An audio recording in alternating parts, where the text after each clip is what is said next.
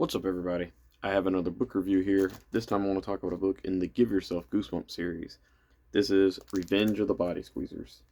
This is a sequel to Goosebumps series 2000's Invasion of the Body Squeezers Part 1 and Part 2. Um, Fun fact, I read Invasion of the Body Squeezers Part 1 back in 2024. So this is like 2 years since I read the other two books, which is kind of crazy. And yeah, so fair warning before I get into this review, I'm going to be kind of jumping around. Usually I kind of go with what storyline I went through first. I'm going to try that.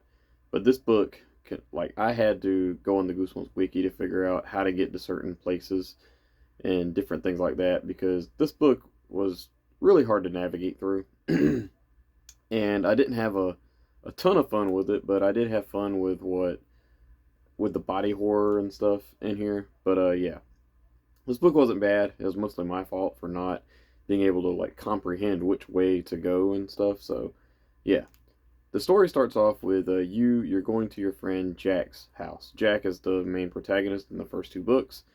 You ring his doorbell and you see him and his sister running around the side of the house, and they're trying to get you to run inside. There's an alien, and you're confused. You see this alien approaching. He's a big blue guy, and he's approaching you, and you get the first choice of, do you just stand there or do you run inside?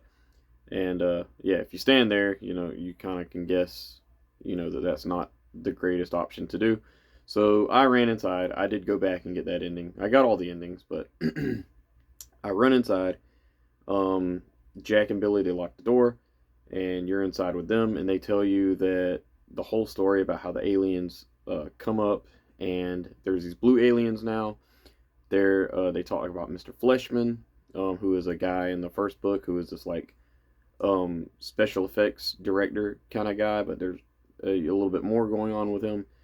And yeah, so you're in there and you hear something at the back door, and this alien comes in and he reaches into his mouth because you guys didn't lock the back door, but you locked the front. He reaches into his mouth, he pulls out this gun, and he shoots Billy and Jack with it, and it literally squeezes them into these little black orbs. And he doesn't see you or something, so you escape, you run out, and he picks up the orbs and goes with them, takes them with him, and you follow him to a spaceship.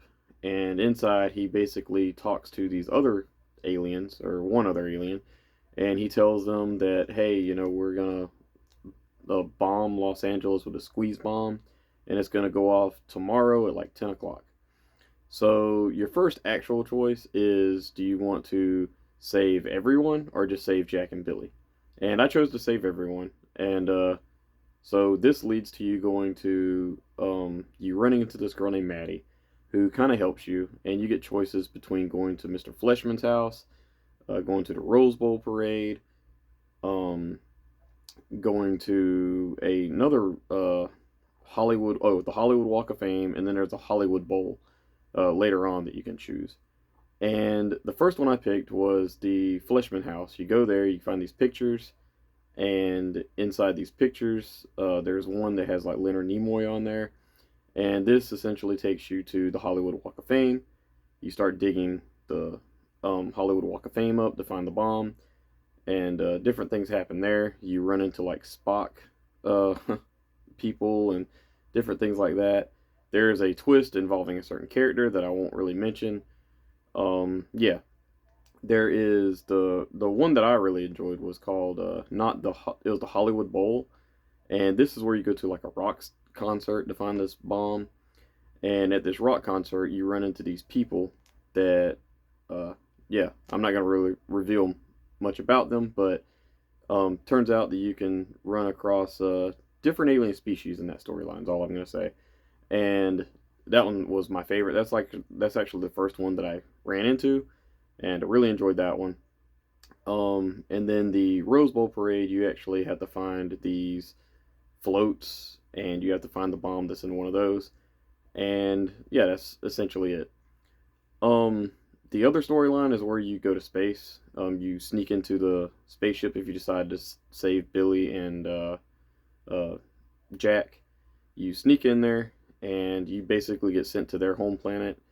And this storyline was very weak in my opinion. There's not a lot that happens. I even went back and flipped through it just to see because I was like I couldn't remember anything that happened in the storyline, and not much does.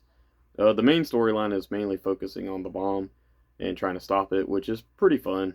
Um, but yeah, this book wasn't perfect. It wasn't one of my favorites in the series. A lot of the endings were very repetitive, other than you running into different alien species.